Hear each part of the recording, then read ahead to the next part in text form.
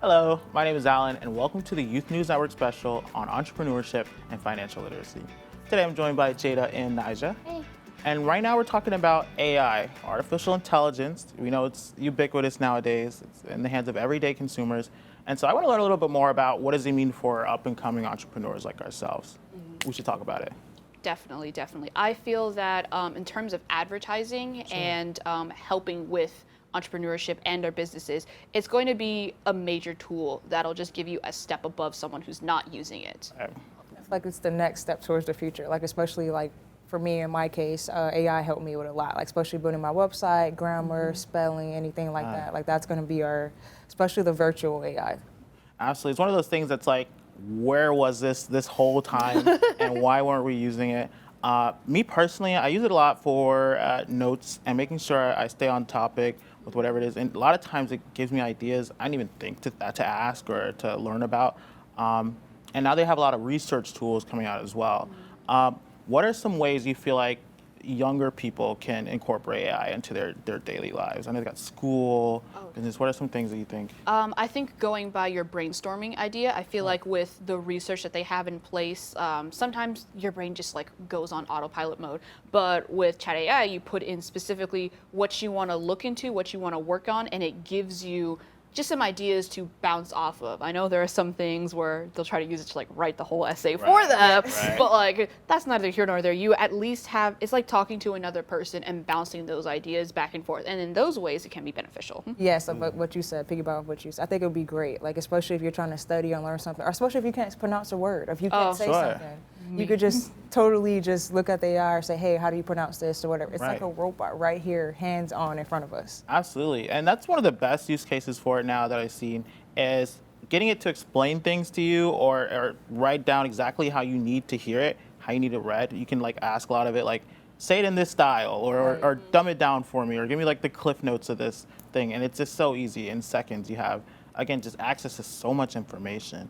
But then, like you said, it comes with pros and cons. I'm curious, as an artist, how does the new influence of AI how does that strike you? Because I know a lot of times it's taking inspiration from existing artwork. Ooh, yeah, definitely. This is a lot I can talk about. In the art world right now, it's a massive controversy because you would think the AI would take inspiration, but because the AI sees, so let's say I take a digital image and I put it on the screen, the AI will take that image, put it into their database, and then create more images off of that. Unfortunately, that is a form of like copyright infringement and stealing because at the end of the day, I don't, or many other artists don't get the credit that they need from that artwork. And then more people are using it, more people are taking that artwork, and it just becomes a whole thing at the end of the day. Whereas, yes, it has so many benefits when it comes to like the research and the entrepreneurship of it. But when it comes into the art world, it's either a hit or a miss. Because on one hand, it gives you incredible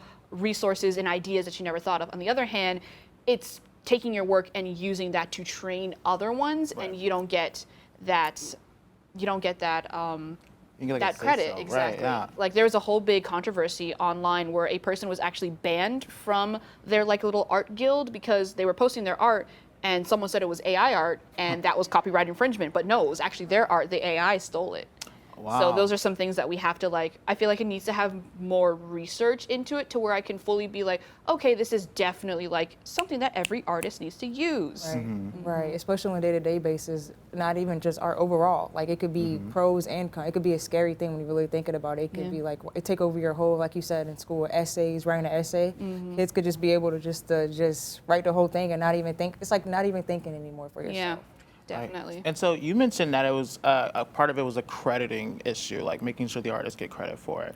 And then, like you mentioned, it's pretty easy for it to now just take over everything: school, content, writing. And so, one of the questions that I'm always curious about is, now that we know what the challenges are, how can we work together to kind of provide answers for it? A lot of research I've seen are people saying, well, maybe we need to change how school works. You know, if we know that this is now a tool.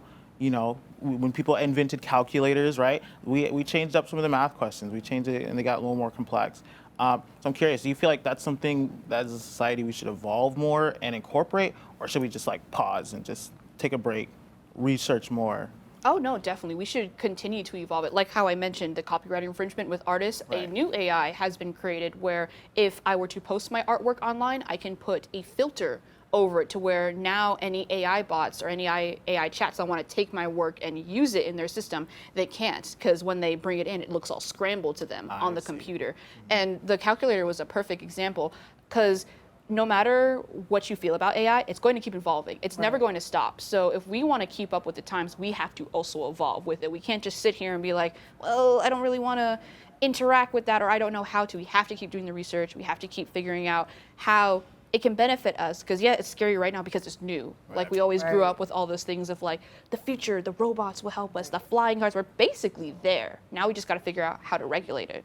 I agree with that. I totally agree with what you said. I agree with that. But what you said about the school system and Yeah. should we change anything? No, I agree with what you said. It's going to revolve regardless if they change anything or not.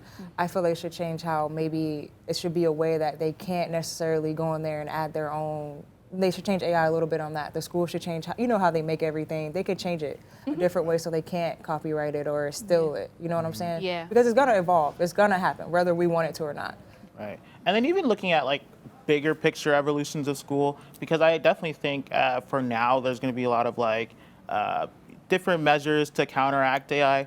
But I'm really looking forward to seeing how do schools incorporate it now into Right. their work. Like just again understanding that it's a tool that students can use to better understand a topic.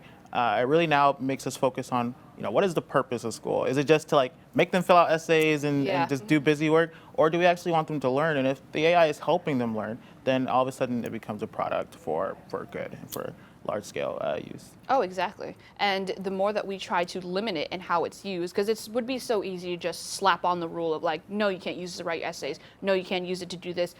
Kids are very, very smart nowadays. You tell them, no, they can't do this, and they're like, okay, fine, I'm going to program it into my Apple Watch to do it anyway. Right. So trying to stifle it and hold it back is not going to do anyone any favors.